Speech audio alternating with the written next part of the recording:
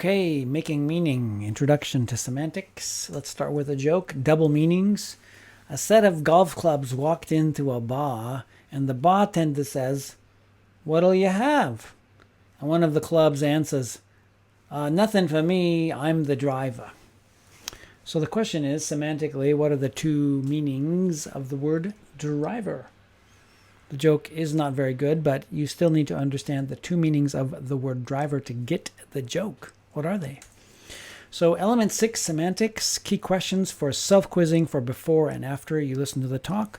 Answer these questions without looking at your notes and see if you know the answers. What are the 4 aspects of semantics? How is semantics related to logic? Give an example, or illogic.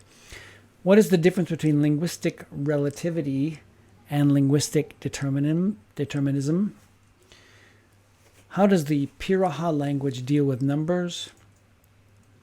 How do the Cook-Tire people express left and right? Interesting answer. And are Japanese speakers more sensitive to social status because of linguistic factors? For example, in Japanese, we can say you with many different words, and each one of them has a different status. So do Japanese speakers become more sensitive to social status because of linguistic factors? And if you think so, support your answer. So the main point here is, with semantics, we try to understand the meaning of the words coming out of our mouths, coming out of our brains. We study meaning, and we're making sense. We make meaning with words, phrases, and sentences. We make meaning in the minds of others, and different languages may cause speakers of those languages to think differently and make meaning differently. To start out, let's look at 4 aspects of semantics: physical, social, psychological, and abstract. So the first one is physical. We express meaning physically. We use gestures. We make sounds in the air. We move the air with our voices. We have physical texts, and we make meaning in physical brains. Second, semantics is abstract. The physical aspects of language are often abstract. Remember displacement. A symbolic system is abstract. So displacement. Displacement is this idea that we can talk about the past, the future, the hypothetical, the fantastic. So that's abstract. Also, these symbols on the screen here are all abstract. A symbolic system is abstract. There's a symbol that represents a meaning, and that's an abstract concept. Words are abstract symbols for ideas. 3, semantics is psychological. To make meaning, you must know language in your brain. So language is psychological. We have the field of psycholinguistics, right? Shinigengo gaku in Japanese. Making meaning comes from your psychological brain. And lastly, semantics is social. We make meaning socially, not in a vacuum. Language is the main way we interact socially. Semantics also connects to logic. So there's a video I would have liked to have shared with you. It's a comical video from, I think there's an English woman in Germany, and she walks up to a very English-looking man, and she says, "Do you speak English?" And he says, "No, I don't, not a word." And he goes on and on explaining how he doesn't speak English, but he's speaking perfect English, so it's illogical and funny. And so therefore one aspect of semantics is this idea of logic. For example, here is a odd and illogical sentence. This is a logical sentence. My brother is an unmarried man. But you could say, my brother is a unmarried woman, and that would be illogical. Or Jim arrived tomorrow, or Jim will arrive yesterday. These are illogical ideas. So these sentences have good syntax, but they're not logical. So semantics is connected to logic. Meaning and logic, right? これは何色ですか? What color is this? Depending on the language you hear that question in, you might answer differently. Of course, in Japanese, people say the light is blue, even though the light color is green. And so the question is, does language influence thinking? Does language influence thought? So we have a picture here from Apple Computer and Picasso. Think different. So this idea of linguistic relativity do linguistic differences make us think differently or cause us to think differently? And does your language influence how you see the world in a different way from another language might influence someone else to see the world? Do Japanese speakers, for example, see the world differently than Spanish speakers? So this brings us to the Sapir-Whorf hypothesis. There's a soft version. We call it linguistic relativity. And that's the idea that languages influence in soft ways the way we think. The strong version is linguistic determinism. So language determines how we think. So, for example, with the light here, in Japanese we say it's blue, ao desu, right? We say it's blue. Does that affect the way you see the color? That's one, not a very good question, but still one way of looking at the question. But the linguistic determinism says that if you don't have the word green in your language, you can't see it. That's a little bit extreme. We'll look at some examples, though, where we can see that I think linguistic relativity soft, light, actually works. One example comes from the story of Daniel Everett. Very interesting story of a missionary who went to the Amazon jungle and ended up stopped believing in his religion after he met this group of people called the Piraha. The language is the only surviving dialect of the Mura language. It has about 250 or 380 speakers.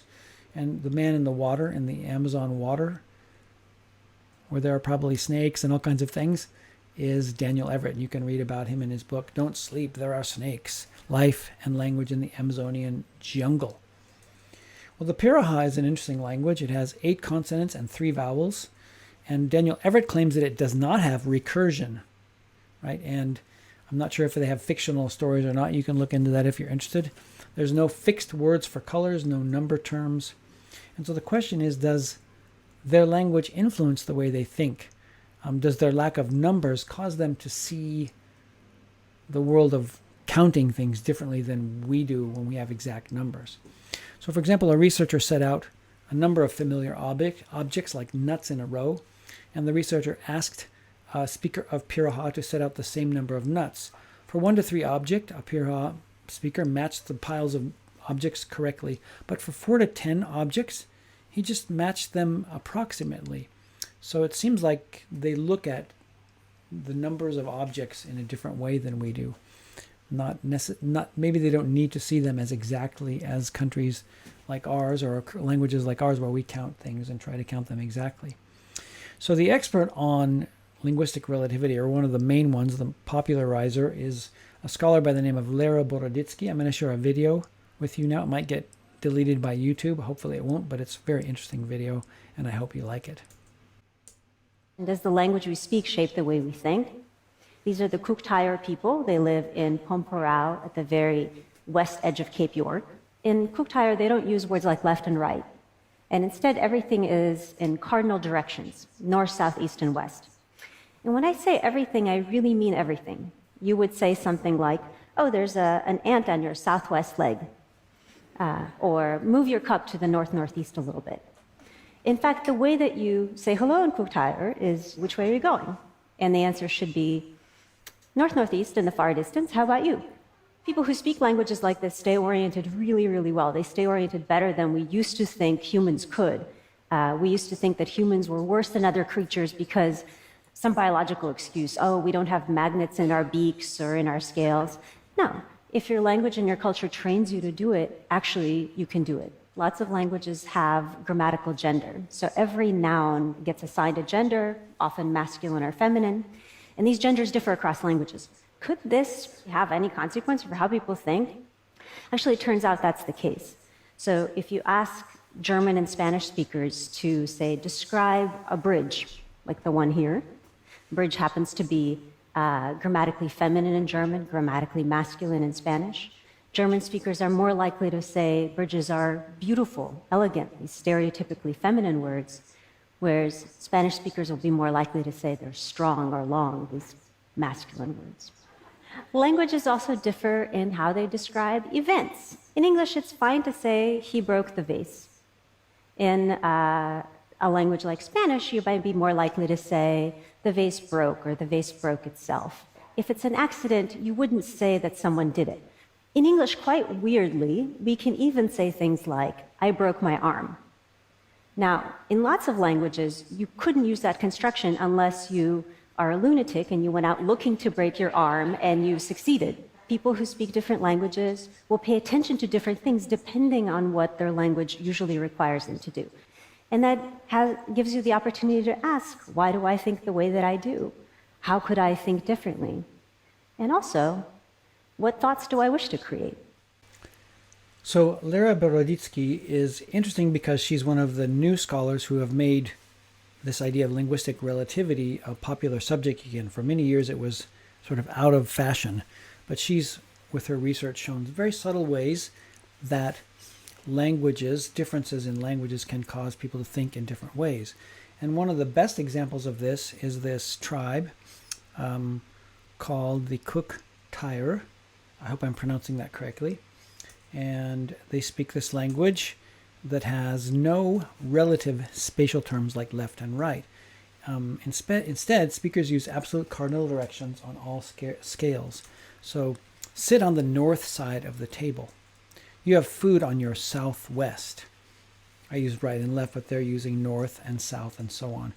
The girl on your east is my sister. Very interesting, right? So typical greeting for us, how are you? I'm fine, and you? A typical greeting for the Cook Tyre, which way are you going? North, northwest, in the far distance, as Laura Boroditsky just said. And you? And so to speak with absolute cardinal directions, you must know your location. And so by acquiring this language, you become good at knowing where you are. The language uses the absolute cardinal directions, so you always have to be aware of your location and where you are in relationship to the sun and so forth. This includes even unfamiliar places and inside buildings. They are more likely to know north, south, and etc. There's a tendency for them to be able to do this. And this shows how language can influence a thinking style. So for example, how would you order these objects? Man, old man, baby, and boy. How would you order these objects? Well, most speakers of English would order them like this. Left to right, baby, boy, man, and old man. Left to right. But the Cook Tyre, they would do it based on the directions. So if I am facing south, if I'm facing to the south, I would order them like this. Baby, right? Boy, man, and old man. But if I'm facing to the north, right, I would order them differently. It's almost it's the exact opposite. So baby, boy, man, north. The order actually doesn't change, but it changes in relationship to where you are. It's easier maybe to see with when I'm facing east. How would you order these? So from this way, baby, right? Right backwards again, baby, boy, man, and old man. But now I'm facing to the sunset. So this time I'm going to be ordering them this way. Baby, boy, man, old man. So you can see that it's different depending on which way they are facing it. And that's probably because of the way their language causes them to think.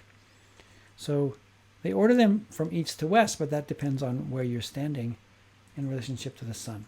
So Lera Boroditsky says each language contains a way of perceiving, categorizing, making meaning in the world. Let's look at Japanese for a minute. So in Japanese, what are the different ways to say I and you? Can you make a list of the different ways to say I and you? You can pause the video maybe and make a list. All right, so you've paused the video and made a list of the ways to say I and you in Japan. Here's my list. So I can be said uchi, kochira, watashi, watashi, ware, washi, atashi, boku, ore. Right?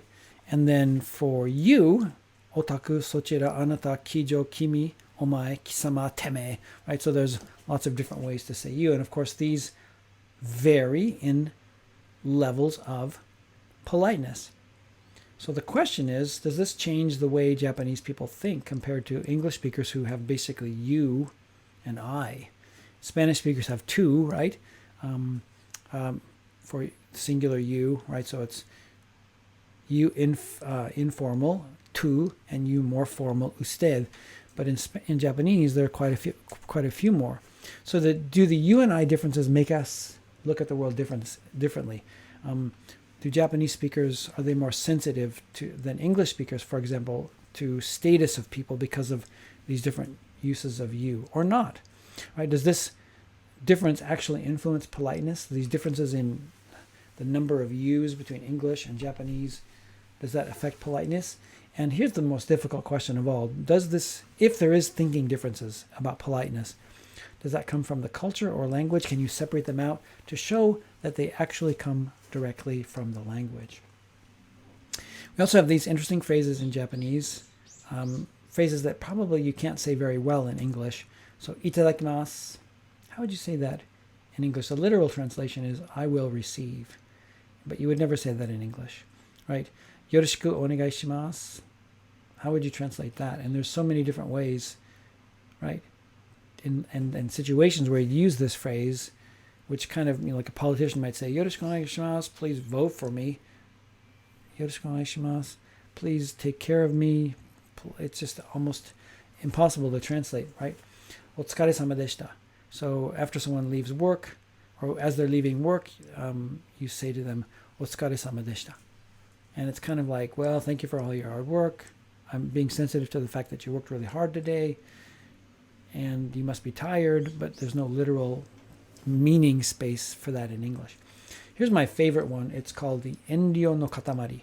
And so this is for example, you have a pitcher full of orange juice, and people are drinking it, and then there's a little bit left in the bottom, and nobody wants to take it because it's like it would be rude to be the one to take the last bit. So they call it the enryo no katamari, and there's no you can translate it in English. I have a really interesting translation of it. The mass of modesty. It's like this modesty, everybody's feeling of modesty sort of physically existing in the bottom of the orange juice pitcher. But it makes sense if I explain it, but it's not a phrase or a concept in English that we would understand quickly without an explanation. So cross-cultural semantics is practical. We have to communicate across cultures. People always ask me these questions. What does itadakimasu mean in English, right? And interestingly, does it mean that these are empty meanings in English? Does it mean that does it mean that a Japanese speaker wants to express that meaning in English but can't really find a way to do it? I think that's probably what happens. So it affects the way they think, or the way Japanese speakers think, right?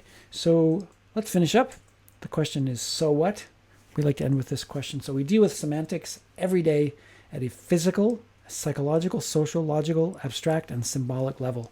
All of these levels. Linguistic differences between languages may cause people to think in different meanings and in subtle ways. And making meaning stands at the core of human life. In difficulties, we try to create meaning, and we often do so with language. Thank you for listening.